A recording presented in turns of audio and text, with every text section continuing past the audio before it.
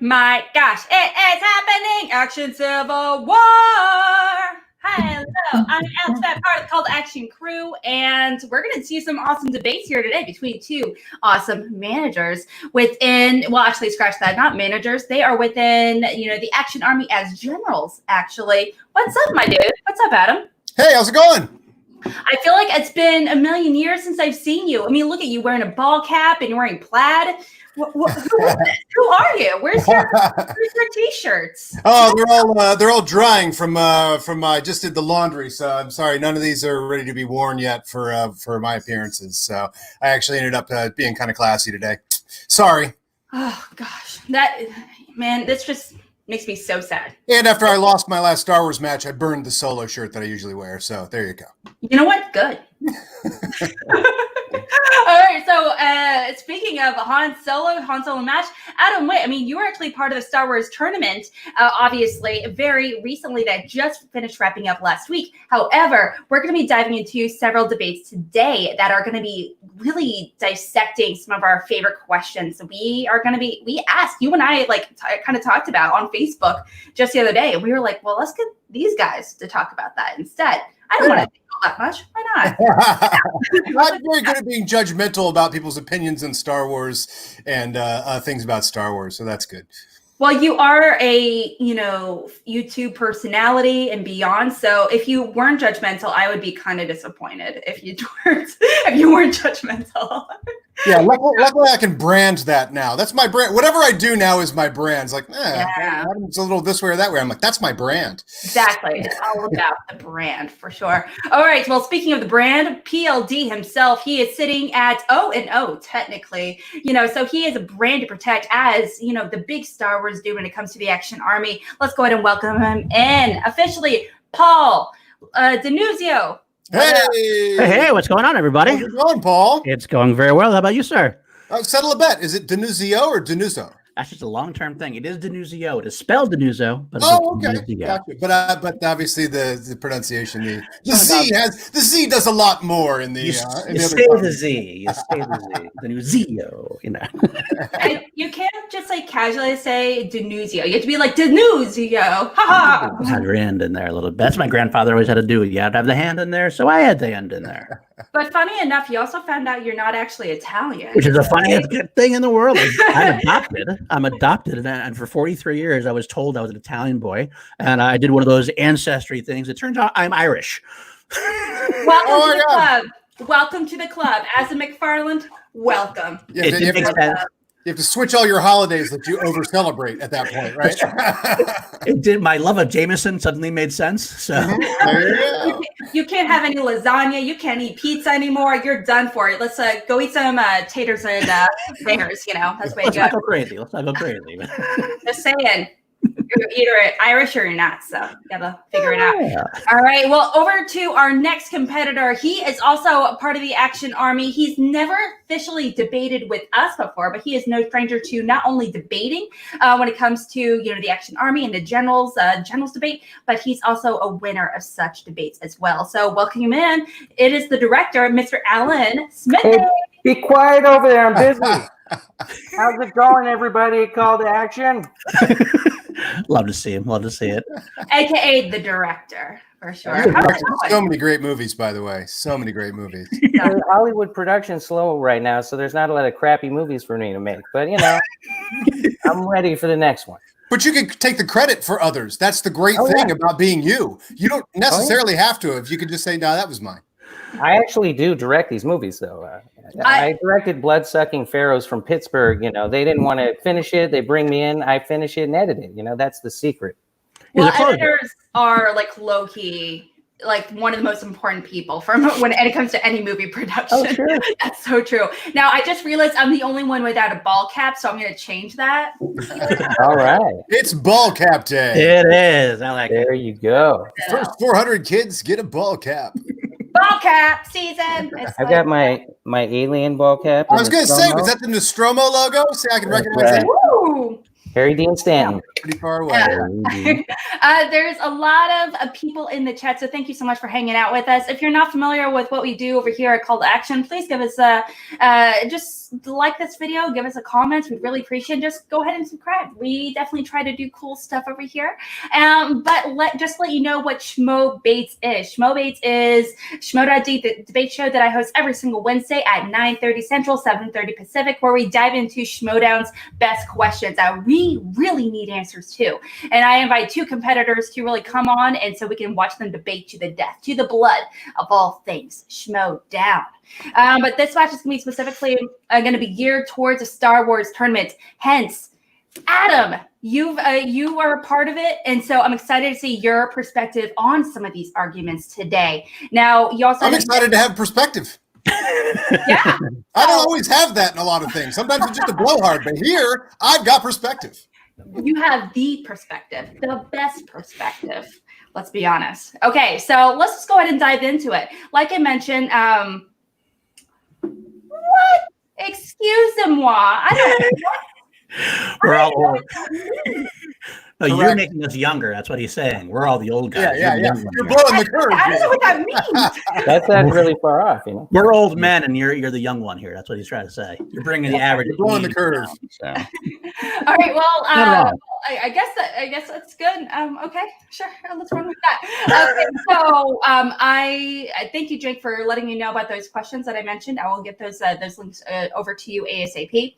Now, like I mentioned, if you're not familiar with Schmoebates, what we really do, like I mentioned, it's all about debating, all that fun stuff. But today is all about the Star Wars tournament questions, and we have 3 questions. We're going to be watching Paul and Alan argue and debate today. So we're going to be starting with 1 minute for the opening statement of peace, followed by 4 minutes of open debate and 1 minute of closing debate as well. We will be starting with Paul, the PLD, over here for the first question. For the second question, we'll be starting with Alan. And for the third and final question, we'll be using this beautiful little coin here to determine who is going to go first. Now, we just chat already, and Alan is going to be taking the boom side, and Paul's going to be taking the 5th anniversary side as well.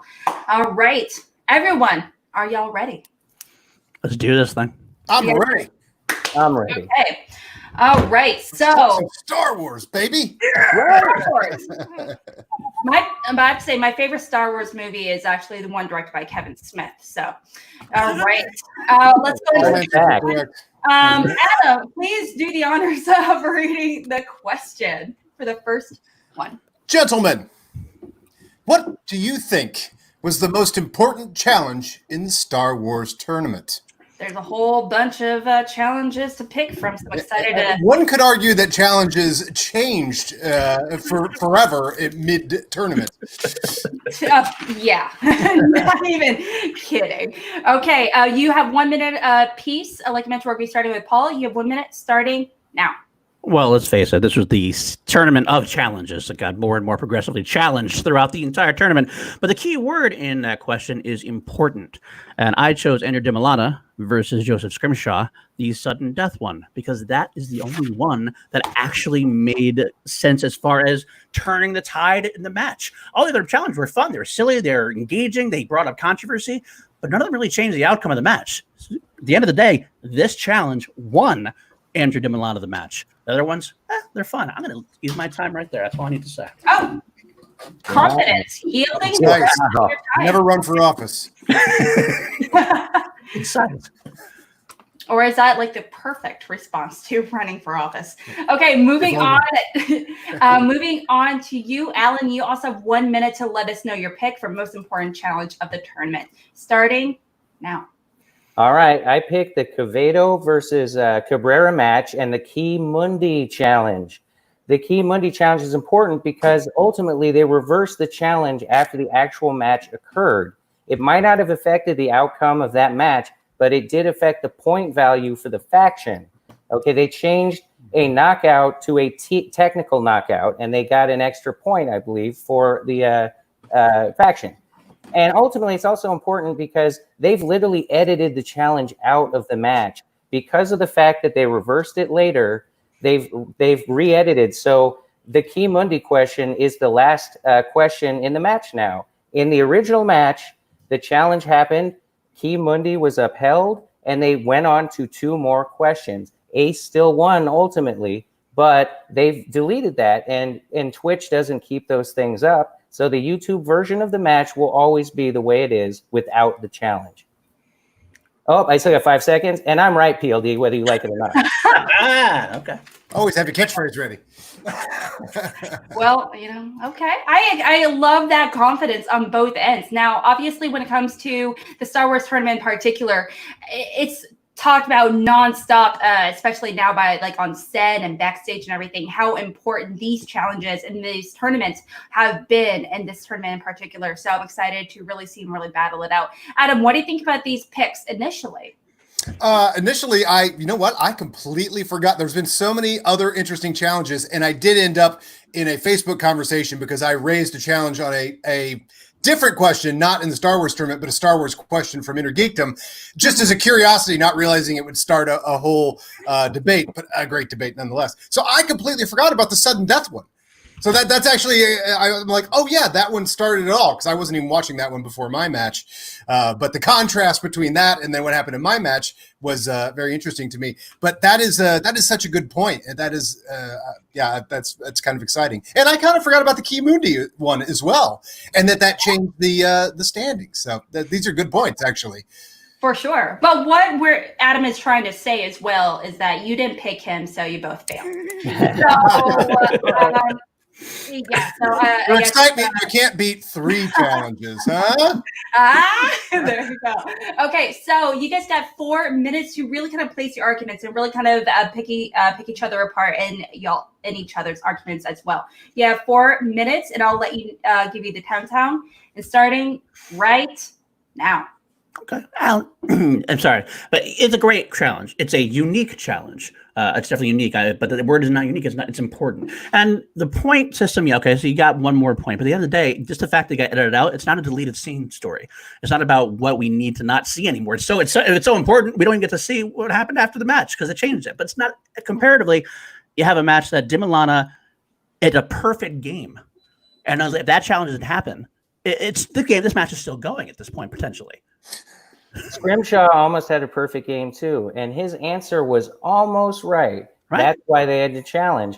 In reality, it's like watching 2 people that are equally good, and at the end of the day, you flip a coin. That's okay, but that's just like a little difference. In this case, the overall standings of the entire faction competition is way more important than any one individual player. No, but at the end of the day, though, you got Quevedo. If in terms of who faces that final match, we have Andrew DiMilana versus Ace Cabrera. It made a difference if it was Andrew DiMilana or if it was Joseph Scrimshaw. If Quevedo happened to do anything with it, that wasn't going to do anything. Quevedo was out of the tournament anyway. His challenge wasn't that important. He just messed it up, and Ace was hesitant to challenge. Didn't show much of an effort from him. He really had to be goaded and challenged. He even said, I'll let it go. And then had he pushed him to challenge by Christian almost. He said, oh, you want to do it? Maybe I will. Didn't show me no killer instinct. These guys, Andrew DiMilana, knew what he wanted to do. As soon as he saw that Luke versus Luke's hand, he's like, no. I mean, Luke versus Luke's hatred, rather.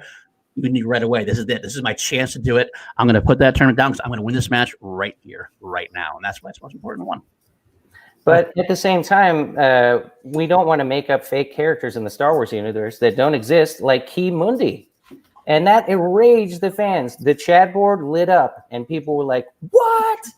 Now, I think in the challenge you brought up, it was a great moment, and people were excited to see that final result. But it didn't really cause controversy, and it didn't really cause a lot of discussion out there. It doesn't matter, but the controversy is not important. Controversy is fun, but it's not the most controversial challenge. It's the most important.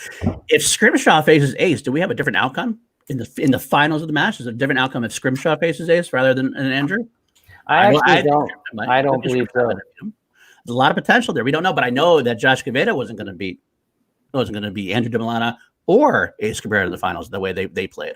Joseph Quevedo didn't have enough knowledge at that point. Didn't have the right. I mean, knowledge, yes, but not quite in that gameplay, not at that hierarchy level. Now, it's basically if you take 2 people and you give them a set of questions and they answer the same questions right, does that mean they're the same person? No. I think DiMilana is a hardcore, like, rager. He's got this deep intensity. And Scrimshaw is a really great guy, and he's a comedian, and he's funny. He's funny. But I'm not sure if he had the intensity that would have taken him all the way to the finals, like you're saying. So I disagree with that. And I think that it does, it does make a difference in the final standings. But anyway. Well, the final standings in that point, you have there's the 1 point in the final standings, but that doesn't really matter overall as far as the tournament itself goes. You're talking tournament standings, you're talking standings as far as the league goes. The tournament, that's what we're looking, because if you're looking for most important challenge in the tournament, it's about how it affects the tournament. That didn't affect the tournament at all. I did affect, though, that Christian Harloff got phone calls and Nerd Chronic had to re-edit the situation. I actually think at the end, I think at the end of that match, they left the challenge on the little icon, even though in the original match, it was taken away because he used the challenge and it got overruled. But I don't know, PLD. We're not talking about what Nerd Chronic has to do. We're not talking about what Christian has to do. We're talking about how does it affect the tournament itself. And the tournament itself is about who goes on, who faces who in the final. And time! That wraps up the first question. Debate. Woo! Okay. That was intense. Well, by golly, I hope so. This is true. What the fuck are you thinking? Obviously. Okay. No. That's how you win. That's how we win. Paul, if you tell me to calm the fuck down, I will kick you out of this. I'm saying I win. And I'll just make. You want to debate me right now? Let's go, Alex. Let's go. I'll just make Adam. I'll just put Adam in Paul's place, and he can start debating. We know he knows all the answers. That's true. Look. Yes, Anthony is ready. This isn't about you guys. I think what we're overlooking right here is the fact that Alan just made a quantum physics argument, I believe, about the fact that we are living in literally a different reality because of the Kimundi question. Right. We're actually in the world of Avengers right now. Multiple all that good stuff. And all as a result of that answer for sure. Those are really, really great picks. Now there was both very great picks. There was conversation, like you said, there was on Alan's focus was really talking about also stuff that went on behind the scenes, but Paul was really quick to contradict that, saying that it's like, hey, honestly, it doesn't really matter. Sure, it impacted the game, but it didn't at the same time because we're not living with it today. However, something I didn't really hear Paul give any kind of rebuttal for was the fan reaction. Like Alan said, the chat lit up. It went cray. People demanded answers. Okay, and I would really love to see Paul give some kind of back that up a little bit more, and just to really kind of be able to counteract that a little bit. Now, Adam, what were some of your big takeaways? Did you notice anything in particular that you feel like needs to be filled in the gaps? Yeah, well, what's interesting here is that because both these picks are ones that just didn't occur to me for some reason, and it's cool because we've forgotten what happened early in the tournament. So I'm glad they picked these two. But what's interesting is they seem to be arguing off the one word they're taking away from this question is important. What is important? So Alan is saying, of course, no matter what you say, what happens to Star Wars Tournament, what matters for the teams, and a bunch of teams did jump up and really threaten the Finstock exchange from this whole tournament. So the word important seems to be what's being debated. What is important? Whereas what Paul is saying is definitely what's important, like in that moment. Mm-hmm. And the Star Wars tournaments and those matches were such a ride, particularly that one that was won in overtime. Was that the only overtime Star Wars tournament or match? I don't think so. There was one other one. I think it was one other one where it was like 1 point difference in the sudden death. Okay, but still, that's obviously that's important in the moment. But that seems to be what's being debated here. Kind of. There's two different versions of what's important to that match besides the win. Yep. Absolutely. Okay. Is there anything that you would love to be addressed in the closing statements in order to guarantee your vote? Yeah, perhaps address as a viewer in that moment that those happened, the effect on the audience would be an interesting thing to hear you guys talk about, because we are talking somewhat about comments, and I know they were a lot cooler on the Luke question, or maybe they weren't, but it seemed like they were a little cooler on that because I think that question was very obviously wrong. Yeah, Yeah, I So mean, explain in the moment. What does it mean to the audience right there? Because these matches were exciting. You know, these were roller coaster matches. absolutely. Both these matches were hugely impactful, not only as first round matches, but they were just really great matches overall. And I'm excited Great. to ask me a follow-up question here in a bit. Okay, so it sounds like overall we would really love for you to obviously focus on the impact of these matches for not only the competitors, but also how the the fandom reaction, how it was in the chat room and beyond. Which one In was real time, actually right? in real time? Yes. Yeah. Which one was actually at the end of it more important to not only in this match but beyond? How it Not scholarly looking back, but like at that moment, what happened? How can you justify that at that moment? That was it. That was the most important challenge. Most important. All right. So for the first question, again, we're going to be starting with Paul. You have 60 seconds to wrap it up and put on a bow and get everyone's votes in your favor. Just want to remind you, we also have a new rule here with Schmoebates. You have 30 seconds of additional time to use or not use at your leisure as well. If 30 seconds of uninterrupted time. Thank you. Sorry, that's a weird tongue twister word. But you can use it here later on, whatever you want to do. And you have 1 minute starting now. Well, it's kind of funny because we're going to get into my the round 3 question already. If you start talking into some of this aspect, so I'll try to be brief. But the importance of the time, the in the moment action is here. You're looking at 2 competitors who are having perfect games throughout. They made a round 1, we made round 2, they made a round 3. Here we are in the final round. This is the first time, I believe, in history that a match ends in sudden death on a challenge. We had to take a break from it, go back to the screen. We didn't know what was going to happen. And instead of saying, well, we're going to rule the challenge, right, Christian had to go instead, right, to, and your winner, because that's how interesting and important it was. It's the first time it's ever happened, I believe, and mark me if I'm wrong, but that's the first time it's ever happened. That right there makes it the most important challenge possibly in the history of Schmoedown. If it comes that kind of thing, it's a unique first-time experience for that happens to break out the end of the tournament. And fans at the time were very excited about it as well. Some people were very upset about it. They said that, Luke's versus Luke's hatred. Luke's is just as close because Darth Vader is Luke's hatred. That basically means that Luke is the only thing that can destroy him. So it's kind of the same. And time. That wraps up your closing statements for the first round question. Okay. And over to you, Alan. You also have 60 seconds to, again, get all the votes in your favor. And you have 1 minute starting now. Okay, even though Dimolanta and Scrimshaw played, quote, perfect games, or at least on one side, they're both lost to Cabrera ultimately in the tournament. So that isn't always the most important thing. In the moment Key Mundi happened, I believe that was the first live Schmoedown match. Am I wrong?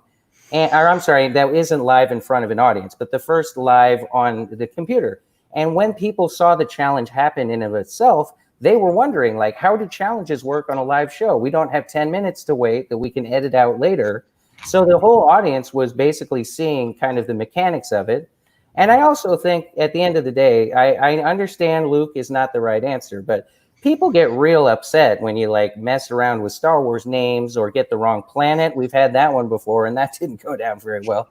So I understand that this is a tight argument here, but I'm just saying one is like a flip of a coin, and the other one created a and time. Created an alternate timeline. I'll finish your sentence for you. I just want to make sure it's I challenge the judges that are influencing in that way. Is it pronounced B-spin? It's B-spin, right? Bespin. It's B-spin. Oh, not respin. Witt is actually in Bespin right now. He's one of the twin car flying pod people, right? I feel like Bespin's not a system; he's a man. I just realized, like, low key, both you and Adam are like low key twinning right now. I just realized it between the hats, the white beard. Yeah, you're right. We've dash with the shirt. It's just like, and I kind of love it. I really do.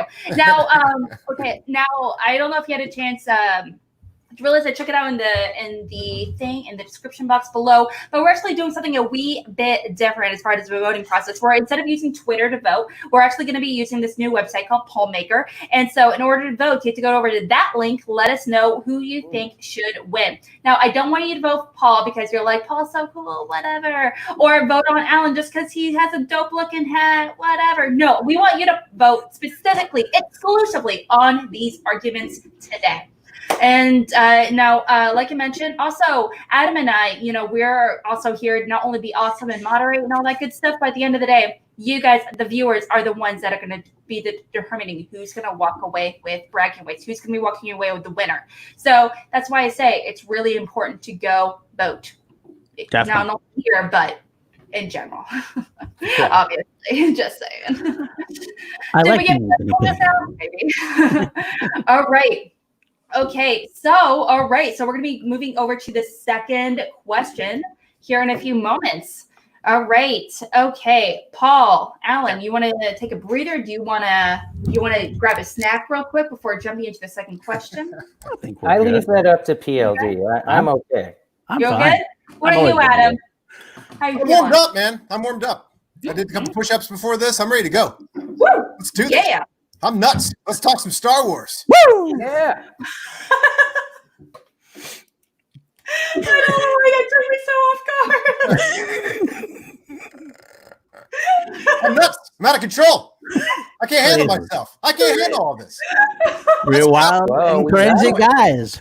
Uh-oh. I don't know why. Wow. Oh God, I don't know why that got to me as much as it did. Oh my Lord.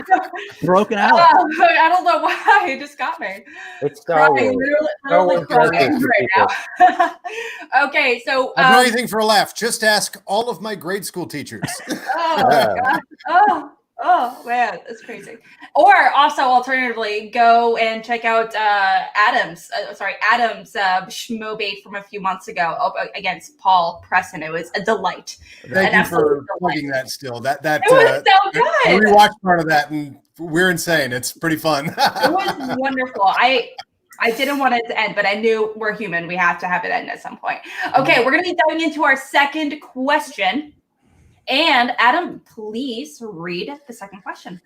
Gentlemen, what, in your opinion, was the best Star Wars tournament promo by a competitor? Ooh, Okay. Now, lot of choice. Lot of choices. Abso-flippin'-lutely. Now, I did specify with the competitors as well that there are 1,000,001 different options, directions you can go with, but I did limit it specifically to competitors that did promos like by themselves. So I'm not talking about like faction ones. I'm not talking about ones made by Eric Rodriguez, aka Nerd Chronic, or ones that Kaiser were really on his back porch. Yeah, or Kaiser on his back porch, or like Bobby Gucci or anything. I'm referring to the ones made exclusively by the competitors themselves, and there's definitely no shortage of options here. Okay, Yeah, a lot of creative competitor in this so good. in these matches. So So amazing. We started with Paul last time. We're going to be going over to Alan this time around for this one. So you have 1 minute to let us know which one's the best. Which one takes the cake? 1 minute starting now. All right. Promos are like movies. Some of them are very fancy and big budget and have lots of editing and effects. Others are very simple, maybe low budget. In my opinion, you often can do a lot more in the simple character world. Just talk a person emoting, not anything fancy. So Laura Kelly basically just sat in front of the camera and it was one shot of her, but she delivered the intensity and she called out multiple people. I think she said that Sean would be licking popcorn butter off his sticky fingers while he was watching a match where she was getting all the questions right. She blatantly pointed out that he missed 2 questions in his round 1 and she's missed 0 questions in her round 1s. She's basically showing that she used to be this nice person that, was nice. And then she joined corruption and they're basically turning her to the dark side. And I thought it was cool as hell. And I have 5 seconds. And again, if you don't agree with me, you're wrong. And time. Okay, so Not gonna lie, I got way too excited watching that promo. I loved it. It was really great. Great pick overall. All right, so over to you, Paul. You two have 1 minute on the clock to really impress us with your pick as well in the opening statement. Starting now. Okay, well, I did love Adam Witt and Molly Damon's promo, but that's the funniest promo, but I wasn't allowed to pick that one, unfortunately. So I went with the other greatest promo, probably one of the greatest promos we've seen in years, Ken Knapsack.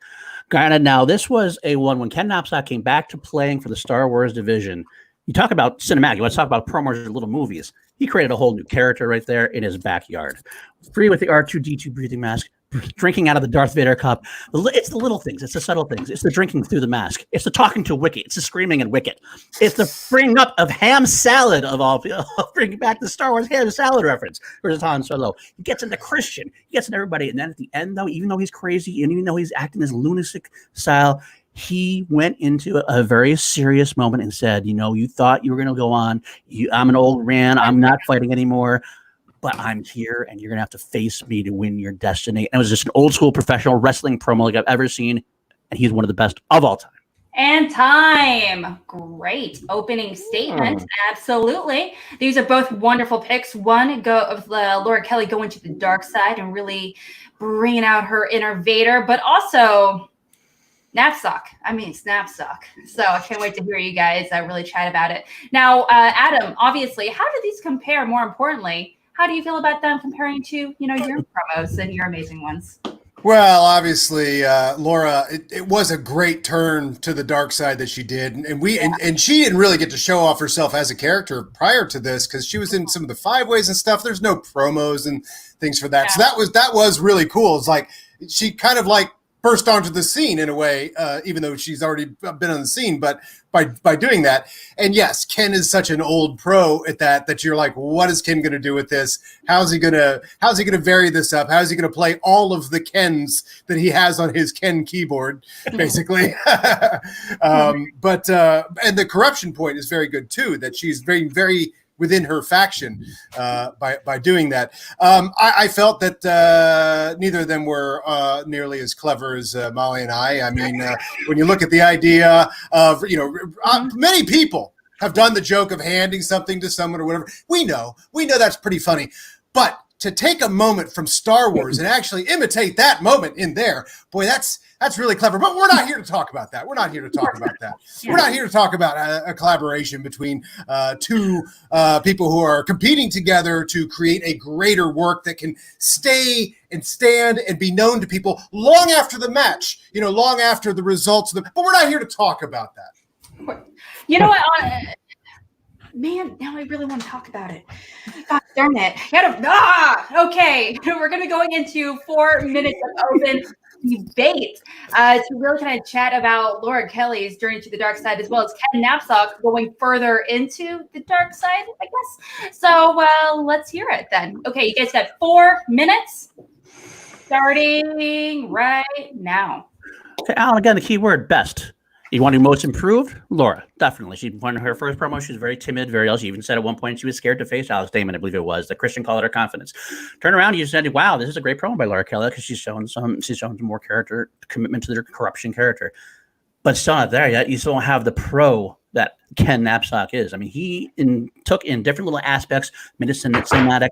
You had the characterizations, you had the cut moments, little editing moments. They actually made a lot of effort, not just sitting there looking at a camera and talking. He actually got characters involved. He actually included Mark Riley in the laughing at the end. He went out to town and make it because this is what he does. He pretty much knew he wasn't going to win the Star Wars tournament, I think. He pretty much knew that this was going to be a thing that he wasn't going to win, but he was going to give it his all anyway and what does he do best? He does the promos best at this point. That's why he's a manager now. You got to give him the credit. That's what he did what he does, and that's why it's the best one in the tournament by far. Well, let me put it this way. In Ken's promo near the beginning, he literally says he didn't want to be in the tournament. Yeah.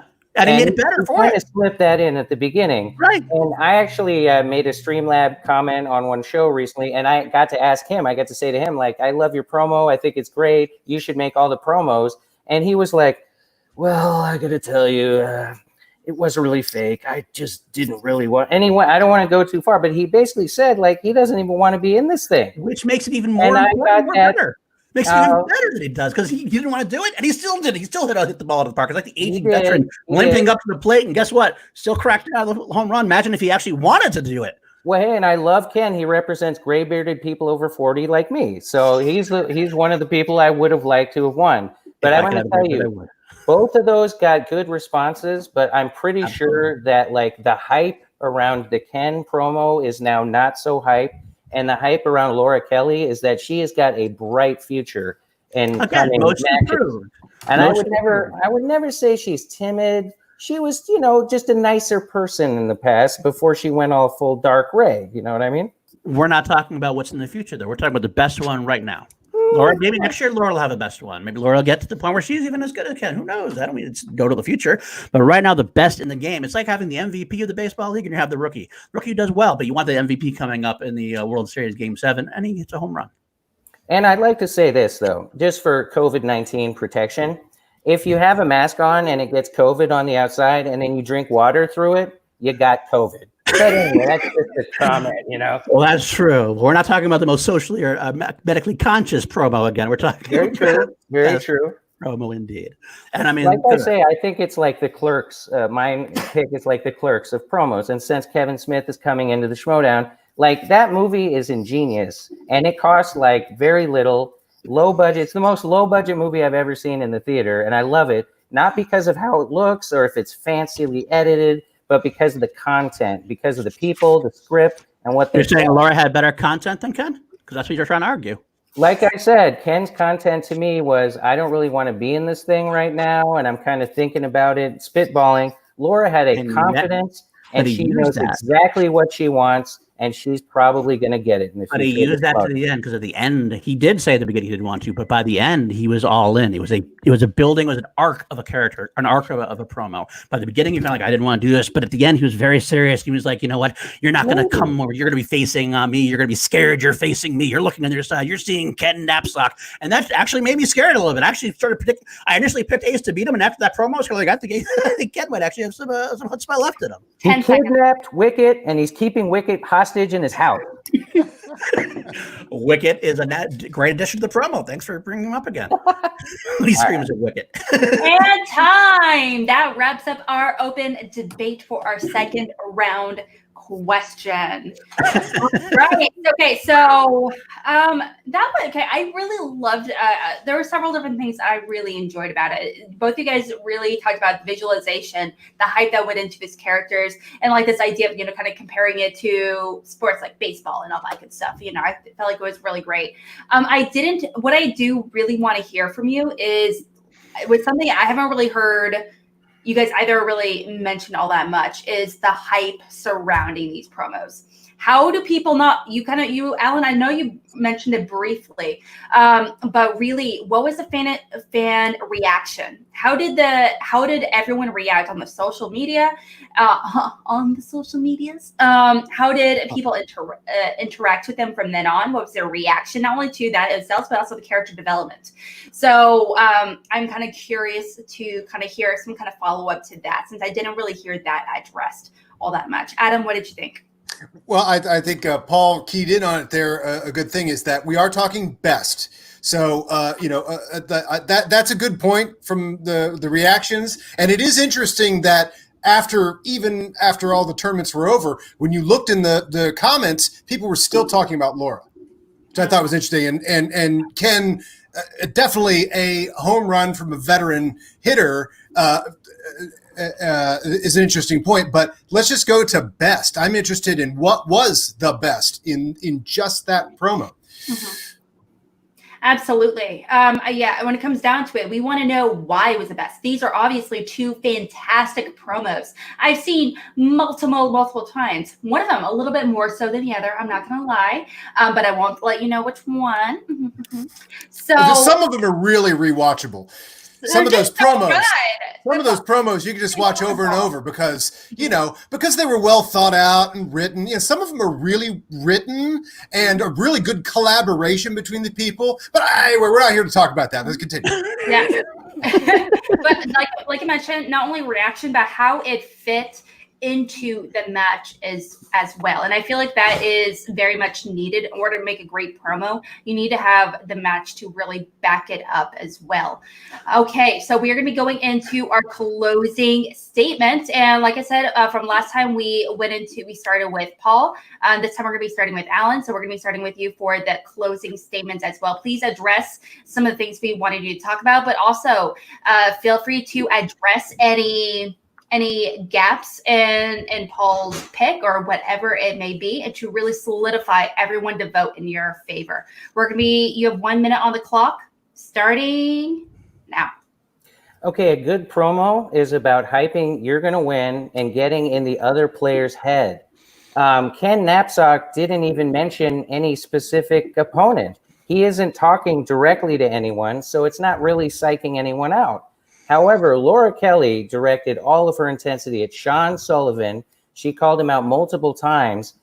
And I hate to say this, but she even ripped on one of you guys, and I won't say which one, in her promo. Adam doesn't remember. How dare she? I remember. Oh, yeah. So anyway. I remember everything. And the reaction you get from that kind of thing, I mean, Ken's was fun and interesting, but the hype towards who's going to win, and this is a contest of champions, and she called out her opponent. And people, if you want reaction, I can't tell you the exact quotes that were in the chat, but Harloff said he was locking his doors at night after seeing that promo. And time. Good point. That was fantastic. Okay. All right. Bringing Harloff into it. Good close. Yeah, good closing statement there. All right. Okay, so we're going to be moving over to Paul. You also have 60 seconds on the clock to really wrap it up and put a nice bow on it and secure some votes in your favor as well. You also have 60 seconds on the clock starting now. Well, it seems like a lot of the argument has to be with the match. You're putting the promos with the match. To me, as far as like going, you can't understand. Laura Kelly won her match. Ken didn't, and that's a different story. But you're not talking about the promo. We're not talking about the best match. Ken wasn't going to win this tournament. This is known, and yet he still put on the best promo that got everybody excited about the tournament. I'm saying it's true. It's true. I love Ken to death. But anyway, it's big. But he had the promo that got the whole thing started. The match hasn't already been set yet. He was traded and came over, and he put the whole Star Wars tournament on notice. And you want to talk about comments in the thread? Promo of the year. Oh my God, I'm laughing my ass off. This is the greatest Ken I've ever seen. I looked at those comments today. There was more comments on this promo than on any other promos I've seen put on the YouTube by Karloff as far as promos for the Star Wars universe goes. Laura was well received because she won the match. But because if she had lost this match, let's put them in the same boat. If Ken had won his match and went all the way and Laura had lost, we'd be talking about this promo even more. Because of recency bias, you're going towards Laura. But the best promo itself is the one that began the whole thing and is the most professional looking and had a great character. Time. Woo! You guys are good at this. It's almost like they back and forth, playing one side off the other. To be fair, I think we both wanted to strike your promo with. We couldn't do it. It was. I love that. That's in my head the whole time. Is that there's a big parentheses before both of you speak, which says, "Given that I can't choose Adam and Molly's, here's my thoughts." I actually debated with Alex in the chat, like, well, can win. I know that was your arm, Witt. You drove all the way to wherever they live in Atlanta or something. You could put your arm up there and then came back. I put it all in. I put it all in for those promos, for Star Wars. It's science. That's the way it is. Science, absolutely. You can't explain it. It's science. It's science. There you go. Okay. Well, you guys heard it over here. I please encourage you to go over and vote. Let us know what you think. Again, we do not want you to vote based on personal biases. We want you to vote specifically, exclusively on these arguments today. Click on that link and let us know who should walk away a winner. Now, and also thank you so much for everyone that voted on the first question. We are going to be moving on to the third and final question. Before we kind of dive into that, I do want to bring some people up from the chat, real quickly. Just like Eric mentioning, Ken's promo was a spike and Laura's hype kept going. Ooh. Laura is scary in the best way possible. Yeah, absolutely. But also is Ken is Luke Skywalker, and also more importantly, Schmoedown confirmed. Oh, That's been trending, right? That is that. Yes. Schmoedown. Yeah. But also, Roach Smith says, let's be clear, Adam is winning this round. I can't argue with that. Thank you. all right. All right. Perfect. I couldn't agree more. We're going to be moving on to our third and final round. And to me, this is my favorite question of the debate today. Adam, what do you think about the third question before we obviously, mention it? Like, what do you think about it a little bit? What do I think about the third question? I've forgotten what it is by now. Even better. The third question is. Oh, yes. I'll read the question. Mm-hmm. What Star Wars Tournament match will be nominated for Match of the Year?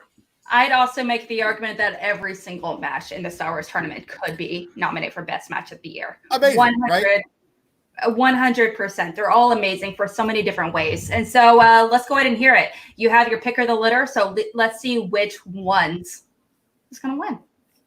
All right, for the third and final question as well, just to remind you. Anyway, this could go anyway. Anywhere. And I know, Adam, you don't know what either picks are, so I'm excited to see your reaction. Okay, I'm pretty sure I can guess which one did not get picked. You both picked that one, and she wouldn't let us do it. You never know, my dude. Just saying. Okay, so and also for the third and final question, I do want to remind you guys, both of you still have your 30 second of uninterrupted time to use or not use, totally up to you. And also, we're going to determine who is going to start first by using this beautiful action coin. If you're not familiar with this coin, go check out the Action Army and be a patron of the Action Industries as well. As Lucas and I are actually patrons, and at a certain tier and everything, you get a lot of amazing benefits. Do they have to accept that as real currency? Yes, in and around the Action Army? It's very true. Yes, you hand it in when you go to a live event, and you're like entered into the club. Nice. Yeah, exactly. Very true. Mine is coming in the mail, I hope. It is. Yeah. It'll be soon. Actually. Only the really important Action Army members get one. So, my God, so sorry. So sorry, you're not important. Was that a big deal to you? I just joined. Being important? Was being a person of note important to you? It's about being the best. Okay, we're gonna be better luck next time. Better luck next life. Where I do want to reconfirm, Alan, you chose the boom side, obviously boom side, and Paul is going with AMA 5th year anniversary. Okay, and say hello to my boomstick. Nice. And it is the boom side. Therefore, Alan, would you like to go first or defer? Well, since I have the better argument, I better let PLD go first. Wow. Whoa. All right. Flex. You want to do a promo before I you do just this? started right now. I'm already going. No, I know. Would you like to do a promo before this whole thing? You're getting going there, man. Bring it on.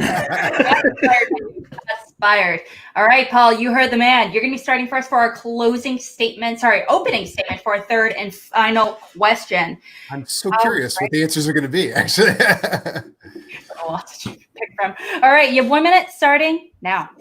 Okay, the one I picked, I mentioned before. I'm going with Andrew DiMilano versus Joseph Scrimshaw because there have never been perfect games throughout the entire match. Round 1, round 2, round 3, like heavyweights, blow versus blow. You have no idea what's going to happen. Who's going to blink first? We get to sudden death. And the first time you get to sudden death, we have a challenge on the first question. And that shows who Joseph Scrimshaw blinked first, barely, by not putting an apostrophe S and then writing out the word hatred. And that lost the match the whole time. But that's heavyweight matches is what you want to see. You want to see knowledge. And these guys showed knowledge because they knew every question until then, even the end. Even the one he got wrong, he knew the answer, generally speaking. He just didn't quite write all of it out. But you also have great character. The Schmoedown's about character and trivia. Star Wars Tournament hasn't had as much character as, say, than a lot of the other leagues, barring someone like an Adam Witt, of course. No presence included. But Joseph Scrimshaw's comedic style also added to the match with a bunch of different things, and it's a great match. And time. Great pick with awesome competitors for sure. Okay, and over to you, Alan. You also have 1 minute on the clock to let us know your answer as well for our match of the year. potentially. All right, 1 minute starting now. All right, Dimolanta Cabrera is the greatest match of the year from the Star Wars tournament. It was the final match before the great showdown between Alex Damon. We saw Ace Cabrera, just a Cinderella story, continuing to win and win and win. And, it's almost like, do I want to watch a race where two people are just next to each other for like an hour and then one of them kind of sprints a little faster at the end? This match with Dimolanta and Cabrera had some ups and downs. Ace fell behind in round 1. Ace was behind all 4 rounds. And I also like to say, since we only have a few seconds left, this round incorporated new rounds. We had the betting round and the speed round. Your round did not have any of that extra excitement, and people were really jazzed about these new parts of the show. And at the end of the day, looking at Dimolanta after he didn't get that last question right, he was just like, and that was, to me, the most intense part of the Star Wars tournament. And time. Scrimshaw versus Dimolanta. Dimolanta versus Ace. What I'm hearing is Dimolanta is the real winner, walking away. Hope he's watching. Maybe you might want to call and tell him that. I don't know how he's doing this week. You're the real winner. Don't forget. But at the same time, he puts on some of the best he's put on like the best matches, it sounds like, based on these arguments overall. Well, and he was all the talk going into it too, because it was his time, and this is these two are a fascinating discussion about what you choose. Do you like speed skating, or do you like hockey, or do what these matches are so different and means very different things. Absolutely. One is a perfect dive into the pool and the other is not, but is more exciting maybe. I don't know. It's pretty interesting. Yeah. Absolutely. Well, based on these picks specifically, Scrimshaw versus Andrew, obviously it is, I remember watching for the first time. I was on pins and needles, and I don't even really care about Star Wars all that much. However, I was like, I care now. That's what matters. It's neither here or there. It's all good. I don't know who puts together the brackets, but the Dimolanta Scrimshaw being a first round bracket, I know some people complain like, no, that should be finals, but man, that set an interesting tone. because if that were the final two, which I think everybody wanted, it's like, I mean, it just would have been, it wouldn't have been as big a surprise, Adam, my dude, you're feeding them potential information they can use in their argument. One is very focused on story. One is very focused. I completely forgot we hadn't done the. I'm just getting excited to talk about Star Wars. Okay, well, we're going into 4 minutes. New audience, pro or con? Go ahead. Well, I just want to know, Adam, what match would have you picked personally? What match besides these two? Because I don't want to advocate, right? Yeah, I said from these two. Yeah. Well, I have to say, Dimolanta Scrimshaw, there is a perfection to that. And what was really fun about that day is there was another match after it, right? And so a lot of people really got into this sort of like, that one just went through like a rocket. But the match after it was like a wrestling match and it had a lot of challenges. And that set a precedent for challenges for the rest of the match. And basically it became legendary for every challenge called after that. So that's a pretty good match too. I'll have to look up who that was. Yeah, it's almost like really cool people are Mark Singer. I think it was Mark Singer versus you realize that all of us have appeared on Star Wars live matches before, I think. That's true. Yeah. Afterwards, yeah, absolutely. And I was on that one, I think. Okay, we're going to be going into 4 minutes of open debate. And just want to remind you guys, you do still have your 30 seconds of additional time remaining to use or not use at your disclosure. And don't forget all the things I told you guys to say in this. Exactly. There you go. And like Adam is like the real one here. Let's be honest, guys. Rah, indeed. 4 minutes starting now. Adam said it best. It set the tone for the rest of the tournament. It was a perfect match by both. And not only did I have a perfect match in it, and you're right, I saw someone in the chat at some point say perfect match, Laura. Ace had a perfect match against Laura. Yeah, but the difference is perfect match 1, 2, 3 until the end, until the very last question. They were still both perfect. There wasn't some kind of back and forth. I like the back and forth, but come on, there's other great moments in this match as well. You had the non-challenge by DiNuzzo at the beginning, where Joseph Scrimshaw answered Red Leader, and he almost wanted to challenge whether it was going to be Red 1 or maybe the name of the pilot or something to that effect, and he didn't. He held back because he knew this was a slobber knocker of a match, so to speak. Yeah, Joseph Scrimshaw's humor throughout, Coy's management difficulties, he couldn't be on screen, and Joseph played it off well. He's like, I don't care about this. I'm going to do this despite this. And then you had Siri going off in round 3, Scrimshaw calling it TC-14. There was a great character in the match, and you have this legendary 1 through the end, where at the end it finally is over. You know, the Schmoedown to me is a sport and also a movie trivia contest. I'm not as into watching like top level people. Like, I like underdogs, and I like to see people who may not start as being masters, but they eventually rise to the occasion. And that's what I think Ace Cabrera did here. How about starting a revenge tour like Dan DiMilano did? Well, that's true. That's an underdog. 0-2. Ace is a Jedi, and Jedis don't believe in revenge, though. You know what I mean? So, but also, they love to return. Think about the factions here. Everyone's talking about how Winston Marshall is going to be manager of the year. And he has been busting the drip and thrilling everyone watching these Schmoedown matches. I love Kate Mulligan. I met her on a Roka show once, and she's a great manager too. But at this point, having seen what Winston has done with Ace and the rest of the team and Swag. Managers? Who's the manager of the year? Hey, Bobby you brought up manager of the year. You brought up the manager, and I didn't think we were arguing managers. So, hey, I'm just busting that out. And I'm saying manager of the year three times now, or twice now. Yeah. Well, it's boring. Do something different. We need some new blood. We need some. Plus, Winston like rips his shirt off, runs around the room. Have you seen Gucci? He's got his shirt off the entire time. He's never worn a shirt, I don't think. He's like Versace, and I'm like Louis Vuitton. We're busting it out, you know. So anyway. You do what you need. But I also just feel like this was the final match. I mean, the next one is going to be the live tournament in December. Well, there you go. The final match. You had the final match. This has to retain us to that point. This has to. You already had the potential of having a match. This is a first round match that everybody's saying rivals this match. So if you already have the potential of having a championship match, then it's already got the go ahead. So now you have a match that's equal, and it's not even as important per se. So what's a better match? The one that's not as important, but yet is equal of a match, or the one that's a championship match that it's going to be great anyway because it's a championship match. Well, I don't know. It would have been great if like somebody missed every question and they got TK'd in the first round or something like that. And that's definitely not what happened. But definitely not happening here because he didn't miss any questions in mine until the very end. That's true. That's true. And yet both of those players are no longer in the tournament, and Ace Cabrera won. That is true. But Andrew DiMilano made such a great showing against Joseph Enemy. He's got a title shot anyway. That's true. And to be fair, DiMilano has the best backdrop of most of the people. Although, Witt, your backdrop is good too. Those clocks on the wall that are all like from California, and they all say the same time. Yeah, that was classic stuff. But I mean, DiMilano has that display case with the lighting and everything. It is both matches, so that doesn't really matter. That's nice vintage poster up there too. I am just semantics or whatever. But yeah, I just think the final match was electric, and everything about that match. At the end of it, everyone was just like, "Yeah!" They were both electric. There's no doubt about it. I'm not going to argue that yours wasn't electric, but I'm saying which one's the better match? Which one's the one that not only the manager of the year? The better match is the better trivia, and the better trivia, even if it's just by a little, has got to be the one where nobody answered a wrong question.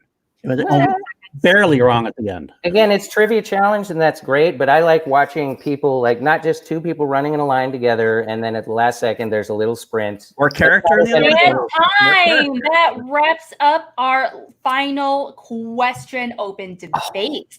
We are going to be moving into our closing statements here in just a few moments. Before we do that, I'm going to be pulling some people from the chat real quickly. Gucci is part of the Schmoedown. I'm definitely seeing a here. Brent Rayner, my dude Ben, what's up? I don't think we've seen the match of the year, so that is going to be Ace versus Damon, with Ace winning the belt. Wow, hot take coming in. Well, is that a hot take now that I think about it? I don't know. And whoever wins the tournament, Knapsack will rush him and tackle him to the ground. I hope so. I feel bad for Andrew. He deserves it. He deserves it just as much. I feel like I don't want to say that's a controversial thing to say.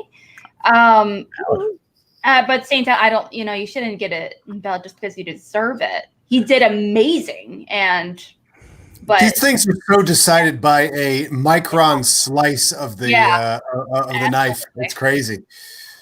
He doesn't have a belt, but he has an X-wing, so. He does have an X-wing. That's right. Really walking away from winner here. But whoever wins the belt is going against DiMolanta next. Apparently so. He's not going to just walk away. He's watching a movie right now. As we're doing this, DiMolanta is watching Revenge of the Sith, I guarantee it. Oh, yeah. They were just blaming you for the Schmoeminati, by the way, PLD. You missed that comment. They're blaming you. They're blaming you for Schmoeminati. Yeah. Maybe. You never know. You're not the Schmoeminati. I can either confirm nor deny. Yeah, there's a lot of conversation about the Schmoeminati. Absolutely. What is it? Is it even a thing? I don't know. I'm sure we'll find out very soon. Okay, so we are going to be going in, before we go into our third and final closing statements. Adam. Yes. What still here? Do you need to hear from these arguments? Because honestly, from what I'm hearing, both of them have made really solid arguments. I haven't heard too many arguments that haven't really been I haven't heard. I got one. Okay. One of the more, when you're talking about a comparison to sports, one of my favorite moments, one of the greatest of all time, is when the 1980 American hockey team beat the Soviet Union, right? And the famous line from Al Michaels, "Do you believe in miracles?" And then, yes, and the goal, and they win. Tell me how each of the matches you have chosen are worthy of someone screaming at that last moment, "Do you believe in miracles?" Oh, yeah. We want to hear. What was the best moment of these matches? Yeah, best moment. What moment makes you want to scream? What is the best moment, and why is it more superior to the other person as well? Okay, we are going to be going into our final. Is there anything else that you really want to see addressed in the closing statement before we finalize everything, Adam? Anything addressed? No, they've made some very great, nicely rounded points about this. It's so amazing because obviously it feels epic when we're watching it in real time, but I haven't. This is the first chance I've had to really analyze any of these things or hear analysis of it. And they're just reminding me just how great these matches were. And a sub point to that is, we had the draft, we were ready to go with the season, and then COVID happened. And it's like, what happens to the Schmoedown? The real bounce, the do you believe in miracles moment is the fact that this tournament had everybody wrapped to it in their houses, under this whole thing, and it brought all this inspiration, and it really just made the Schmoedown is not going to be stopped by anything. It is a freight train, and it is barreling on to the epicness that it deserves. But so COVID can't stop no Schmoedown, and this tournament was such a perfect example of it. Also, I was on Bobby Gucci's Twitch show, shirtless with Winston Marshall and a couple of there's a lot of shirtless going on there. I even got in on the action. I might be doing that this week, actually. I'm intensely aware of that. Okay, so I think the real big thing is Ryan Kramer is like, uh-oh. Adam was, I think, shifty when Alex mentioned it. Adam might be part of the Schmoeminati as well. Cue the X-Files theme. There you go. Okay, I don't even know what the X-Files theme is. Is it that? Oh, it sounds exactly like that. I heard it. I recognize I've heard it. Gillian Anderson is the most beautiful person on earth. So, let's face it. It's hummable, unlike the Frasier theme. It's just like Frasier. Frasier. Oh, good Lord. That's a whole other conversation as well. Okay, guys. Closing statements. We are going to be, like I said, with the coin was in Alan's favor, and he deferred. So we started with Paul for this question. We're going to be ending with him as well. You do have 60 seconds on the clock to really finalize it, but you just want to remind you still have 30 seconds potentially of the new of uninterrupted time, obviously, if you can use or not use at your pleasure. Starting right now. Okay, right now. Well, you asked about what makes the miracle moment. Well, it's obvious that when you have I like baseball, so I'm a baseball fan. It's a pitching duel all the way through until the very end, until who's going to break first, who's going to hit that walk-off home run in the ninth, or in this case, extra innings. You're going to the extra innings, bottom of the ninth and 2 outs. someone comes up, who's going to end this game? Who's going to be the one that breaks? And that's the one that hit it. When he hits that moment, he comes back. The challenge screen comes up. Christian Harloff comes back, and he goes, "And your winner." That's how we answered the challenge. And that was the moment where you go, yes, it's over. Andrew DiMilano went on. And you know what that means also? You couldn't have the Andrew Race match without this match. I drink the rest of my time. Okay. Milk the rest of your time. Okay. All right. Over to you, Alan. You have 60 seconds. I'll use the rest of his time if we can all just drink together. All right. So it's important. Alan, you have 60 seconds as well, starting now. Even though the question is best match, we have to consider that it's part of the tournament. And the match I chose was the final match that was deciding not just what the individual matches were, but the entire thing. And Ace was behind from the first round. And in round one, as soon as he missed the question, it was like the answer was Han Solo and he said C-3PO. The chat basically says it's over because they are listening to what you're saying, PLD, and saying that everyone's just going to get every question right from the beginning to the end. And he was behind all 4 of those matches, but he stayed right behind him. And at the final moment, he nailed his 5-pointer. I didn't even know either of those 5-pointers because they're so hard. He nailed his 5-pointer. Watching DiMilano, after all the buildup from the very beginning, talking about how pissed off he was that people doubted him, watching him miss that question, not even attempt an answer, and then turn away was the intense finale. Woo! And also them using their new additional time rule. Interesting. Okay, that wraps it up. Okay, you guys, like I mentioned before, you guys are the viewers that are watching this. The voters are the ones that are going to be determining who's going to walk away the best debater of all time when it comes to arguing about the Star Wars tournament. So you guys better get over there and really let us know what you think. Should it be in favor? Let us know who is the master debater here. Master debater, exactly. Or that joke's done every episode, right? I was going to make a joke. It's called Schmoebates. I was figuring. What joke? I didn't make a joke. No. I would never degrade the Schmoebates. Of course not. Yeah, of course not. Absolutely not. You can go vote right there. It should be in the description box below. But let us know who you think. Now you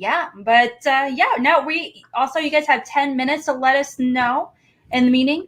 And in the meantime, we're just gonna hang out and all that good stuff. Also, Star Wars. Can Alan Smithee give me a little debate on which he prefers, Hellraiser Bloodline or Burn Hollywood Burn? Oh, well, doesn't Eric Idle play me in Burn Hollywood Burn? And it was written by Joe Esterhaus, the writer. America's Joe Esterhaus, yes. He is a master debater. And Hellraiser, no, I told PLD the other day that when you direct a Hellraiser movie, the Cenobites are real, and they just hand you the cube, and you summon the cast. And so that was the last time I'm going to mess with the Hellraiser franchise. You know what I'm saying? The movies summon themselves, right? You open the box and boom, you got a movie. Right. Pinhead's like, would you like me to shred more flesh? And I'm like, no, I said, Pat, you're cool. So chill out. Too much flesh for now. I did direct Dune as well, but I directed like the miniseries version. I think you directed the TV version of Dune. Dune. The TV version that they didn't want. The long one. David Lynch is like, I'm done with this. Like, get someone else to do this crap. Can you imagine trying to get David Lynch into the CBS lot to re-edit Dune for TV airplay? It's like, I don't think so. I think I'm done with that. I already directed that movie. I'm not coming down to CBS Center for 6 weeks to try and add stuff back into the movie that you stole from me. I make coffee now. Leave me alone. Okay. I know we only talked about 3 questions for this debate, obviously. Now, what other questions did you guys want to see debated? I know, Adam, you mentioned in the chat the other day that there are 1,000,001 things you can really debate about this tournament as a whole. What other things did you want to see, debated and talked about as well? I'm trying to remember which match it was in, but there was one, again, after Molly and I, and all the challenges in that, which were all very different. I don't think they were, those were those were very interesting challenges on very interesting bases. But for example, the shuttle Tiderian versus Tiderium, that is not a worthy challenge. It wasn't a challenge. I know it was but it obviously made a huge difference in that match. But the very first question in that one, which I know nobody wants to challenge the first question out of the box, and I know it's not Molly's style to do the challenging. But that was in our match. I think that was Sam, and like she was kind of surprised by that. Right. And then I had to match that energy, even though I have to direct it at Molly. But I'm like, it's really about Sam, but I'm yelling at the camera. But what was the first question in that one that one of them got wrong? It was wasn't it like singular instead of plural on something? They didn't put an S on the end of the word. But it's from Revenge of the Sith. And right. It was absolutes. Absolute. Yes, only a Sith believes in absolutes, right? So only a Sith believes in absolute. Not only is that not the answer to that question, but an absolute versus absolutes, what a Sith believes in, is very important to Revenge of the Sith. Well, whereas Shuttle Tiderium, you're choosing from how many Star Wars ships are there? 200? He got it right. Yeah. He could have said Millennium Falcon. That's definitely wrong. You know? I do want to mention we actually C2A we actually recently had Ace on recently for a call to action breakdown match where we kind of broke down his championship match. Oh, nice! And we went over it question by question, round by round. It was fantastic. Cool. He actually gave us his hot take when it comes to some of these challenges, because we asked him, I was like, well, technically, is there any challenge you kind of wish you had done to make it easier or soften the blow or whatever it may be? And he's like, no. We asked him about absolutes. We asked him Birium, and everything. And he's like, you see how those are very different. What did he say? He said his hot take, which I was like, whoa, is that it's kind of funny how it is a hot take, is that he's like, they're close enough where it's clear they know the answer, so he would never challenge it. I have a question. Yeah. It's kind of interesting, especially as a tournament champion. Yeah. The equivalent would be if you said, what does Obi-Wan say when he says this? And the answer is only a Sith believes in absolute. Well, then you're close enough. But if the question is, what does he say that only a Sith believes in, and he only has to answer that one word and gets that wrong, that's a very different thing. Yeah. So, I mean, which I love all the tiny idiosyncrasies of the Star Wars in that way. But what I'm hearing though, overall, Adam, is that by definition, you have more killer instinct than Ace Cabrera does, because your willingness to challenge those answers, those questions. That's part of the game. It is part of the game. And Ace doesn't have that killer instinct by extension, apparently. Oh. Well, I'll tell you what. If you go back, I'll tell you why I have this killer instinct is because if you go back and watch Bateman and Preston's match, I should have stood up twice. I was too new to the Schmoedown to do it, but I should have stood up twice and called a challenge from the crowd because of what was going on in that match. And that just after that, because I feel like I lost that match for Paul. There were two great arguments to be made, and I was the only one to make them. Right. And I wasn't the manager. But meanwhile, before things have been reconfigured to be where they are now, where only the manager can call the challenge, and you can't have 5 people run up and start surrounding Christian going, no, look at this website, which was, that's all been changed now because that was a little more loosey-goosey and part of the problem. But after that, I was just like, so the question, when Molly answered the question, and we both got points on it, but she didn't say the right words. I was like, that's it. I'm incensed. That's the wrong word. That's like, man, more and more. Like Bateman did that against when he challenged against Merle and challenged against everybody. He just knows that he can against Polyama. That's how he won the championship, because he had a wrong answer and still managed to talk him into getting a right answer. Oh, is that so? Oh, okay. I don't know that much, but well, Bateman has a history of, and he's very vocal about it. And he's one of those competitors where he says he's confident in himself as a competitor enough where he doesn't necessarily need a manager. He knows when to challenge. He knows how to challenge effectively. He knows he's confident in his abilities to talk himself in or out of a situation if necessary. And I know a lot of competitors are not comfortable with that. Like I know Video Drew, she's also very vocal about how she is comfortable with that, but she likes having a manager, so she has one. But what also by extension, what I'm hearing is, Adam, do you low key just really want to be a manager? Is that what I'm hearing? Oh, I may not be good enough at movie trivia. That may be that may be a better option for me. I don't know. You heard it here, folks.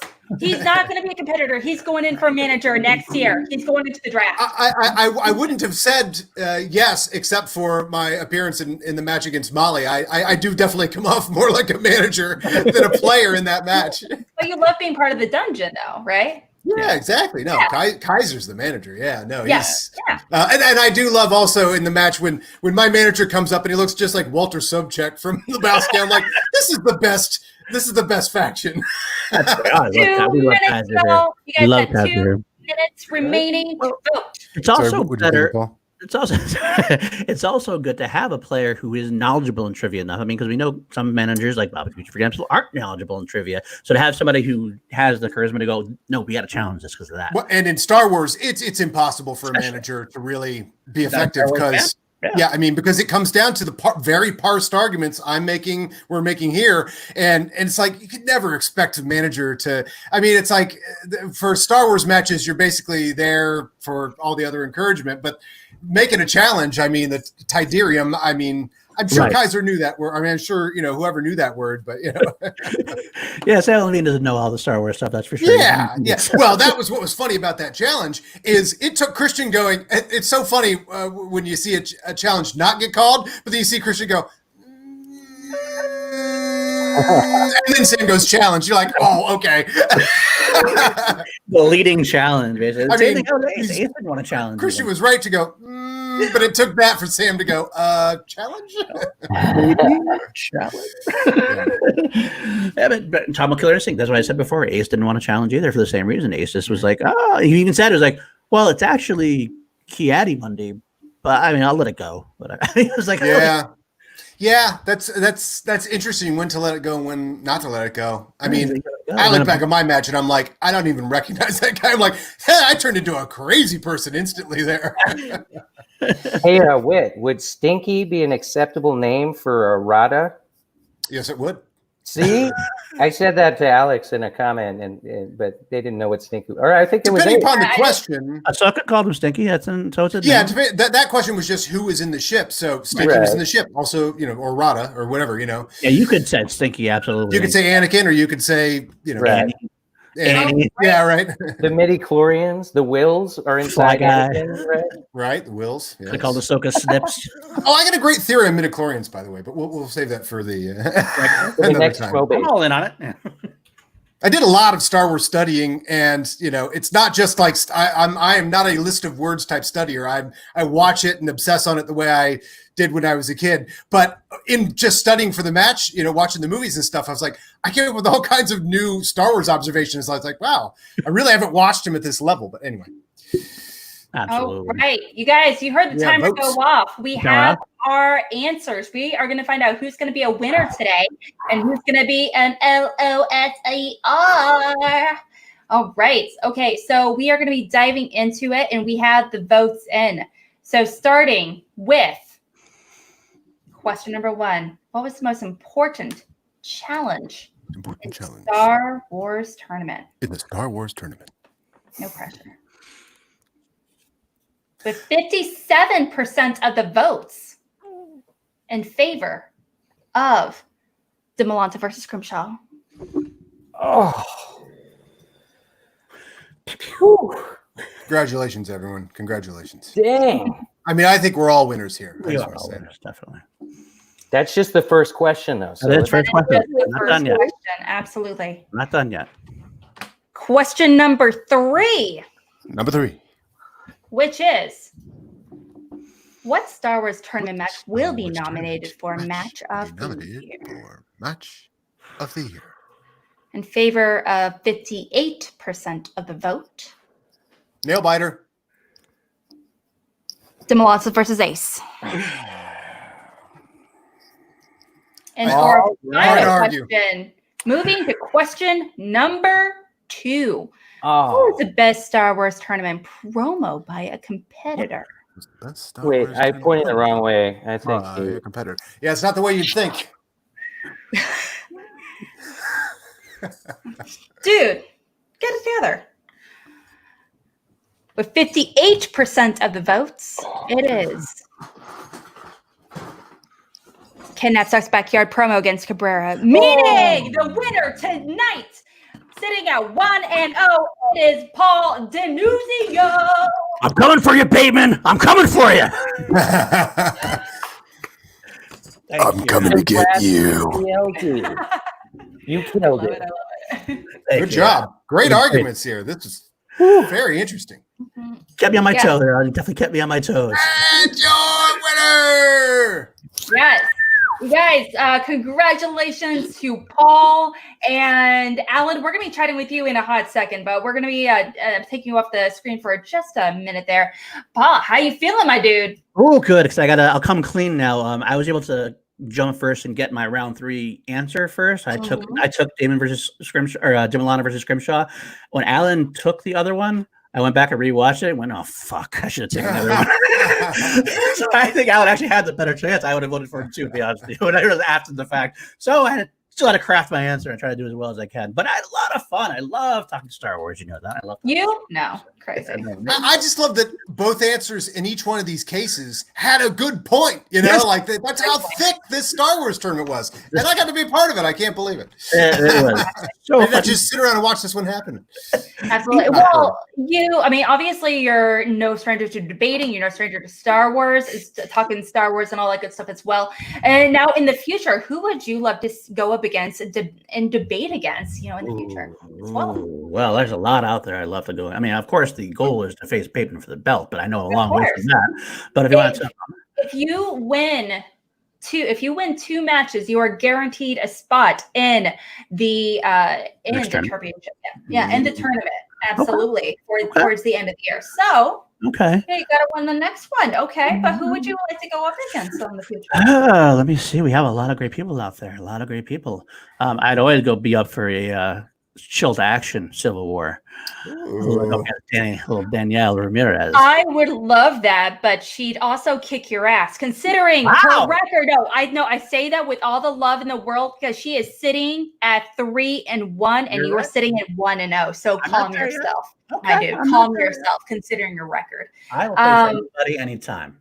Anybody, anytime, anywhere. Anytime, anywhere. All right. Like the old 24/7 WWE rule. I could be out in the parking lot. I could be in my work. I could be in church. You pull the screen up. I'll be ready to go. All right. Well, I dig it.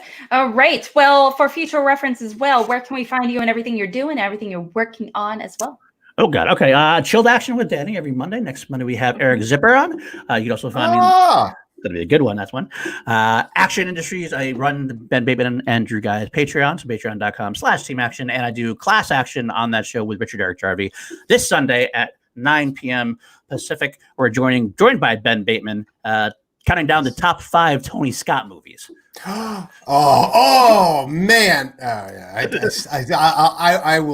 I'll yield the remainder of my man. And finally, I did open up PLD projects, and that'll be done soon. We're going to be entering the Harris-ton soon, where I go through every movie that Ed Harris has been in and make you love him like I do. So that's great. That's awesome. He goes through these movie phases where he watches every single movie done by this actor or director. He goes through great. So he watched in order, right, of release. In order of release. That's so rewarding. I love doing that. All 70. Watching a filmography, and then you're like, it's like I remember I did Woody Allen all in like 2 weeks or something like that, and just suddenly he's doing black and white movies, and that's what they just were black and white for like 7 or 8 years. And you're like, wow, and then done with that. I love seeing how it all comes out. I just did Tony Scott because of the Class Action thing. I just did Tony Scott. I love seeing where he. Dude, what's your thoughts on Domino? Oh, Domino! I love Domino. It's a crazy It's insane. It's so weird. Successor to True Romance in a way, that fever dream kind of like. Yeah. I loved it so much. But it always seems like, as crazy as Tony Scott wants to go, something holds him down to earth, but not then. Someone cut all the strings and they're just like, do what I want. It's like Natural Born Killers. It's like Oliver Stone going, I'm going nuts. I got ideas. I'm just going to do them all. Exactly what this was. Love the whole thing. Whole ending sequence. Oh, so good. I can't wait to talk about it. So good.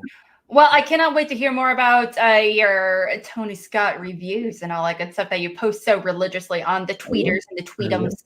All right, but thank you so much. We are going to go ahead and take you off and bring up the director, Alan Smithee.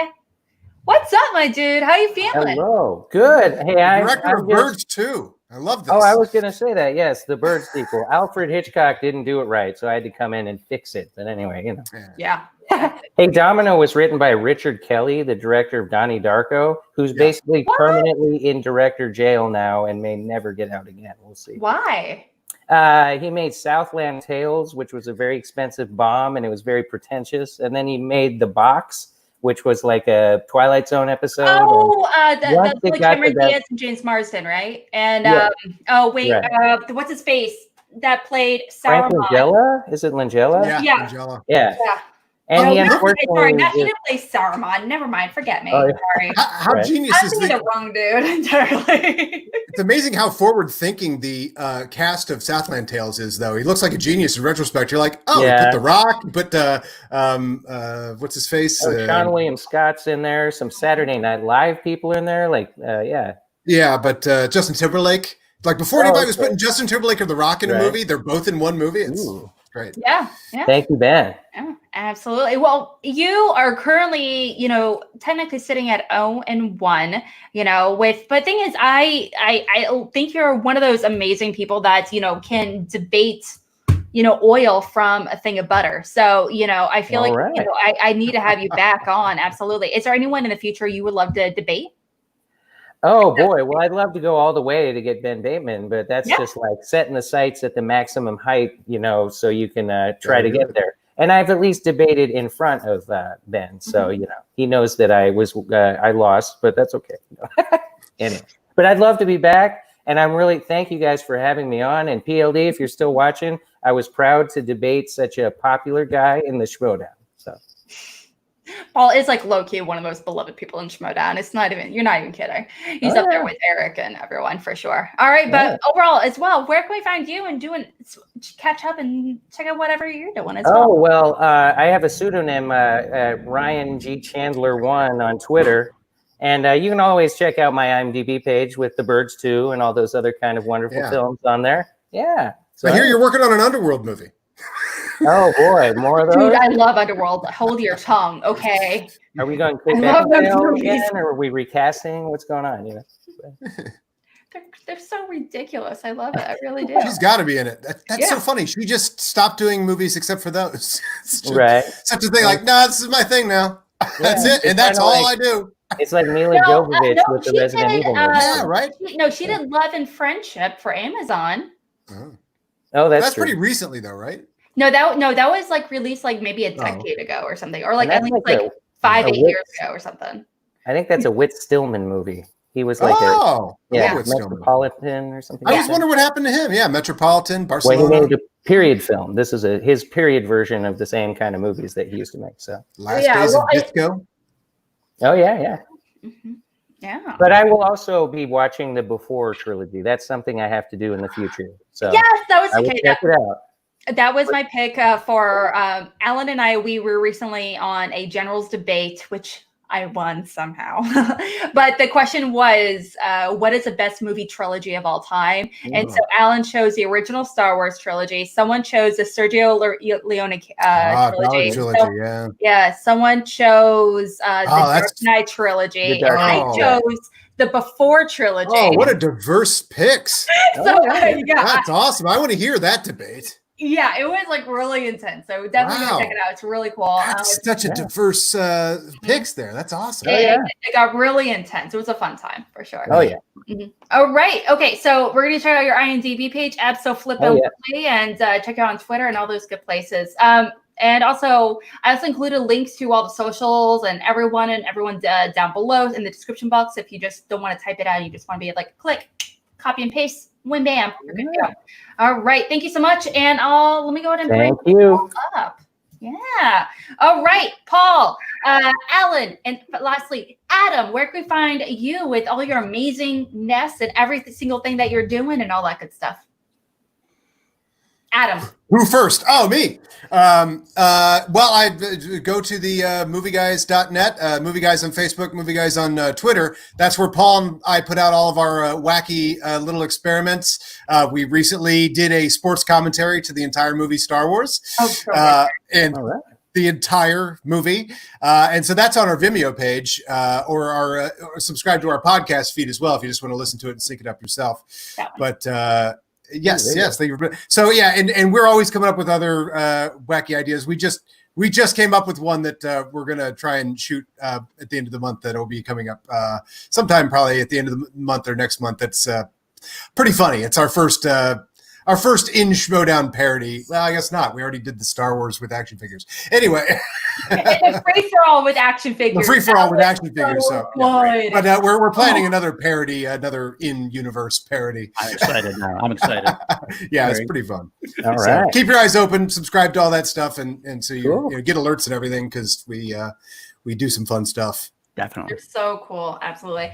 I'm Alex Mack, part of the Cold Action crew. You can find me on Twitter right there if you like. If not, cool as well. But I host Schmoebates every single Wednesday at 9:30 Central. So thank you so much for hanging out with us today. And always with this much energy.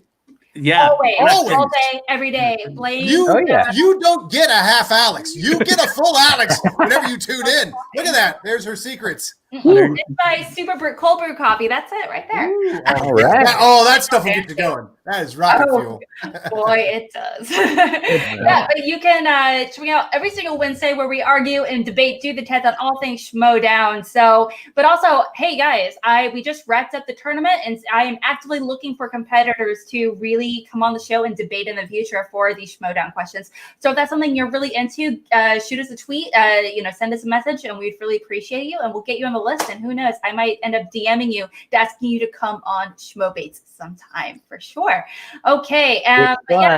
Like, subscribe, check us out on Facebook. We have a Facebook page for the Call Action Facebook page, and you can get t-shirts and stuff as well.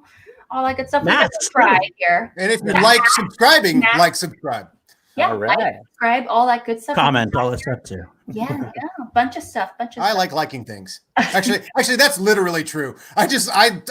There are maybe 5 movies I would call bad, and one whose name I refuse to even say. But that's it. The rest I think are pretty good. I'm the same way you are. I would actively love to dive into that with you in the future. All right, guys. Thank you so much for hanging out with us today, and you guys keep fighting. For good reason. Movies!